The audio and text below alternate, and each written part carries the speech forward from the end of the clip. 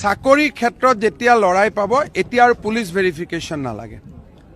আমি এইটো আজি আপোনালোকক জনাবলৈ পাই ভাল পাইছোঁ যে আজি যেতিয়া মই যে 1 লাখ চাকৰি আমি দি আছোঁ বা সেই প্ৰক্ৰিয়াৰ মাজত গৈছোঁ, চেণ্ট্ৰেল গভৰ্ণমেণ্ট নহয়, ষ্টেট গভৰ্ণমেণ্টৰ চাকৰি যেতিয়া আপুনি পাব, আপুনি পুলিচ ভেৰিফিকেশ্যন কৰিব নালাগে। আমি সেই কষ্টৰ পৰা ৰাইজক ৰেহাই দিছোঁ। এখন সেলফ ডিক্লেয়াৰ্ড এফিডেভিট বনাই দিব যে মোৰ কোনো কেছ নাই বুলি, সেইখনে যথেষ্ট। চাকৰি ক্ষেত্ৰত যেতিয়া লৰাই পাব এতিয়া আৰু পুলিচ ভেৰিফিকেশ্যন নালাগে।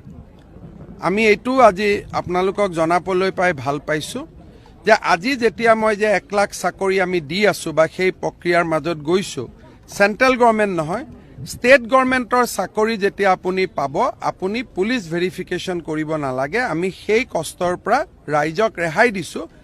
এখন সেলফ ডিক্লেয়াৰ্ড এফিডেভিট বনাই দিব যে মোৰ কোনো কেছ নাই বুলি, সেইখনে যথেষ্ট। চাকৰি ক্ষেত্ৰত যেতিয়া লৰাই পাব এতিয়া আৰু পুলিচ ভেৰিফিকেশ্যন নালাগে। আমি এইটো আজি আপোনালোকক জনাবলৈ পাই ভাল পাইছোঁ যে আজি যেতিয়া মই যে 1 লাখ চাকৰি আমি দি আছোঁ বা সেই প্ৰক্ৰিয়াৰ মাজত গৈছোঁ, চেণ্ট্ৰেল গভৰ্ণমেণ্ট নহয়, ষ্টেট গভৰ্ণমেণ্টৰ চাকৰি যেতিয়া আপুনি পাব, আপুনি পুলিচ ভেৰিফিকেশ্যন কৰিব নালাগে। আমি সেই কষ্টৰ পৰা ৰাইজক ৰেহাই দিছোঁ। এখন সেলফ ডিক্লেয়াৰ্ড এফিডেভিট বনাই দিব যে মোৰ কোনো কেছ নাই বুলি, সেইখনে যথেষ্ট।